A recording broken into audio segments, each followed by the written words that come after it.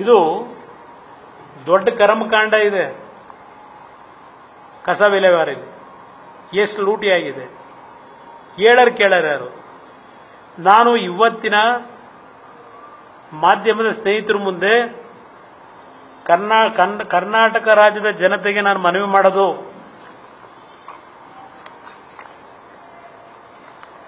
ಈ ರಾಜ್ಯ ಸಂಪದ್ಭರಿತವಾದ ರಾಜ್ಯ. ನಾನು ಮಾಧ್ಯಮದ ಸ್ನೇಹಿತರಿಗೂ ಹೇಳ್ತೇನೆ, ಕೈ ಜೋಡಿಸಿ ಮನವಿ ಮಾಡ್ತೇನೆ.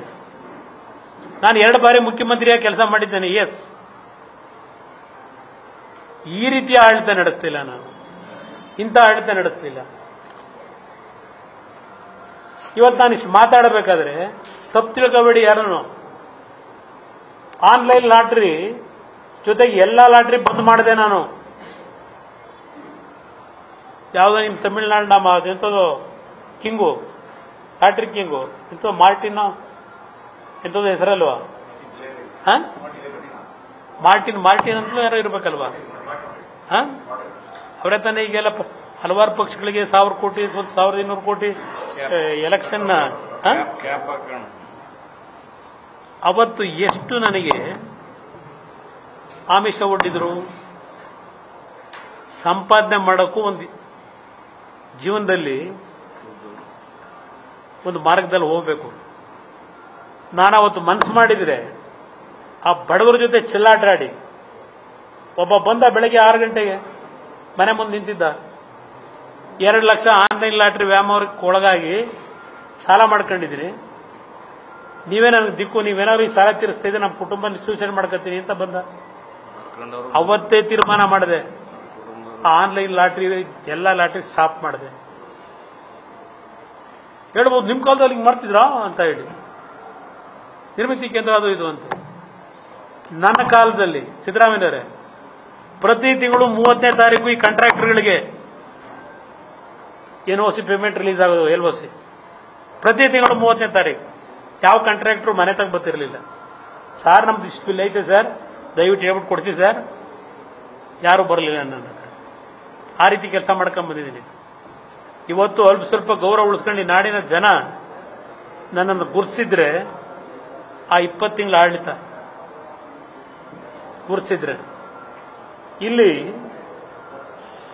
ಹೇಳಿದ್ನಲ್ಲ ಈಗ ನಿಮಗೆ ಕಸದ್ದು ಅದು ಒಂದು ಭಾಗ.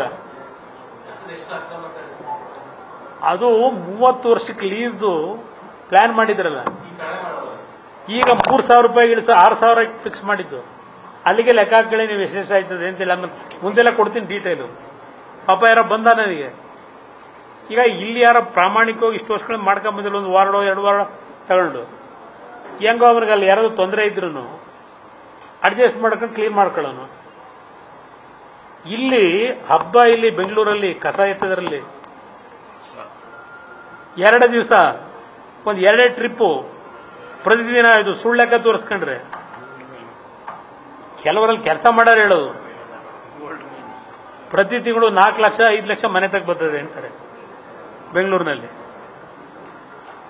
ಆವರೇಜ್. ಅದು ದೊಡ್ಡ ಇತಿಹಾಸ ಇದೆ ಇರಲಿ. ಆದ್ರೆ ಈಗಂತೂ ಬಿಡಿ, ಏನು ಹೇಳರ್ ಕೇಳರ್ ಯಾರೂ ಇಲ್ಲ.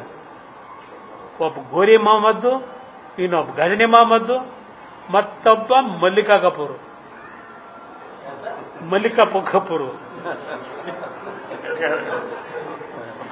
ಇಂತರ ವಿಧಾನಸೌಧ 3ನೇ ಮಾಡಿಲ್ ಕೂತ್ಕೊಂಡು ಈ ರಾಜ್ಯ ಹಿಂಗ್ ಲೂಟಿ ಮಾಡ್ಕೊಂಡು ಹೋದ್ರೆ ಏನಾಗಬೇಕದು ಈ ರಾಜ್ಯದ ಪರಿಸ್ಥಿತಿ ಅಂತ. ನಾನು ಮೊನ್ನೆ ಬಜೆಟ್ದು ನೋಡಿದೆ ಬ್ರದರ್.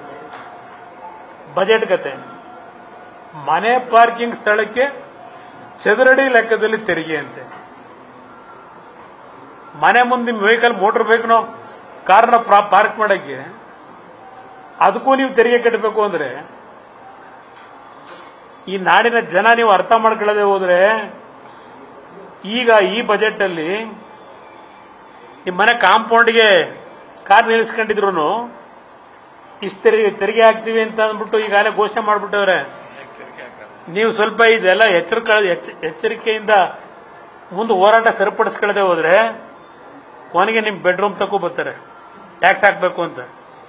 ನಿಮ್ ಮನೇಲಿ ಕಟ್ಟಿದ್ರೆ ನಿಮ್ ಬೆಡ್ರೂಮ್ ಉಪಯೋಗ ಮಾಡ್ಕೋಬೇಕಾದ್ರೂ ಇದಕ್ಕೂ ಟ್ಯಾಕ್ಸ್ ಕಟ್ಟಿ ಅಂತಾರೆ. ಇದು ಈ ಸರ್ಕಾರ ಇದು. ಓ, ಯಾರು ಮಾಡದೇ ಇರೋ ಸರ್ಕಾರ ಇದು. ಸರ್ಕಾರದವ್ರು ನಮಗೆ ದುಡ್ಡು ಕೊಡ್ತಾ ಇಲ್ಲ, ಅದಕ್ಕಿದೆಲ್ಲ ಪರಿಸ್ಥಿತಿ. ಆಯ್ತಪ್ಪ, ಪಾಪ ಗ್ಯಾರಂಟಿ ಸ್ಕೀಮ್ ತಂದಿದ್ದೀರಿ, ಆ ಬಡವ್ರನ್ನ ಉದ್ಧಾರ ಮಾಡ್ತಾ ಇದ್ದೀರಿ, ಅಭಿನಂದಿಸ್ತೀನಿ ನಿಮ್ಮನ್ನ. ನನ್ನ ಅಭಿನಂದನೆ ಇದೆ ನಿಮಗೆ ಗ್ಯಾರಂಟಿ ಸ್ಕೀಮ್ಗಳು ಕೊಡ್ತಾ ಇರೋದಕ್ಕೆ. ನಾನು ಏನು ಅಸೂಯೆ ಇಲ್ಲ. ಇನ್ನೂ 2,000 ಜಾಸ್ತಿ ಮಾಡಿ, ಇನ್ನೂ 2,000 ಜಾಸ್ತಿ ಮಾಡಿ, ನನ್ನದೇನು ತಕರಾರಿಲ್ಲ. ಆದರೆ ಈ ಗ್ಯಾರಂಟಿ ಹೆಸರಿನಲ್ಲಿ ಯಾವ ಬಾಪ್ನಲ್ಲಿ ತೆರಿಗೆ ಹಾಕಿದಿರಿ ಇಲ್ಲಿವರೆಗೀಗ?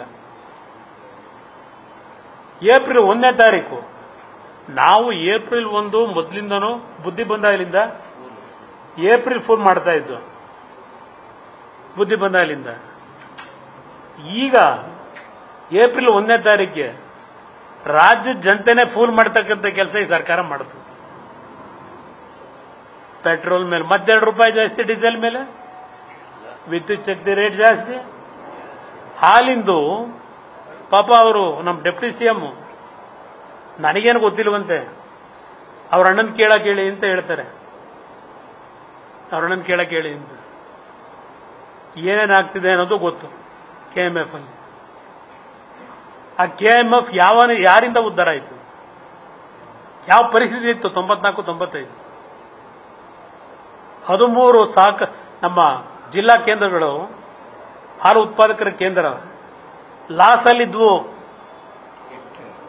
ಇಡೀ ರಾಜ್ಯದಲ್ಲಿ. ಆ ಲಾಸನ್ನ ಲಾಭದತ್ತ ತೆಗೆದುಕೊಂಡು ಹೋಗ್ಬೇಕಂತ ಕೆಲಸ ಮಾಡಿದ್ದು ದೇವೇಗೌಡರು ಪ್ರಧಾನಮಂತ್ರಿಗಳಿದ್ದಾಗ. ರೇವಣ್ಣ KMF ಅಧ್ಯಕ್ಷ ಆಗಿ ಆ ಡೈರಿ ಉದ್ಧಾರ ಮಾಡಿದ್ದು. ಈಗೇನು ಎಲ್ಲರೂ ಮಾಡ್ತಾರೆ ಪಾಪ,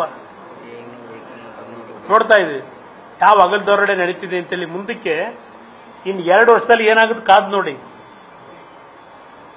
ಹೇಳ್ತಾರೆ ರೈತನು ಕೊಡ್ತಾರಂತೆ 4 ರೂಪಾಯಿನ. ಯಾವ್ಯಾವ ಹಾಲು ಉತ್ಪಾದಕರ ಸಂಘದಲ್ಲಿ ಏನೇನಾಗುತ್ತೆ, ಏನ್ ಬಹಳ ದಿನ ಕಾಯ್ಬೇಕಾಗಿಲ್ಲ. ಆ ರೈತನಿಗೆ ಎಷ್ಟು ಕೊಡ್ತಾರೆ? ಗ್ರಾಹಕರ ಮೇಲೆ 4 ರೂಪಾಯಿ ಹಾಕಿ. ಈಗ ಸರಿಯಪ್ಪ, ಹಾಲಿಂದನೂ ಕೊಡ್ತೀರಿ, ಕೇಳ್ಕೊಂಡಿದ್ದೀರಿ, ಆಯ್ತು ನೀವು ಕೊಡ್ತೀರಿ ಅಂತಲೇ ಅನ್ಕೊಂಡ್ಬಿಡದ. ಮೊಸರು 4 ರೂಪಾಯಿ ಮಾಡಿದಿರಲ್ಲ, ಮೊಸರು ದುಡ್ಡು ಯಾರಿಗೆ ಕೊಡ್ತೀರಿ? ಯಾರಿಗೆ ಕೊಡ್ತಾರೆ? ಇದು ನಿಮ್ಮ ಕಾರ್ ಪಾರ್ಕಿಂಗ್ ಕತೆ. ನ್ಯೂಸ್ ಫಸ್ಟ್ ನಿರ್ಭೀತಿಯಿಂದ ನಿಮ್ಮ ಪರವಾಗಿ.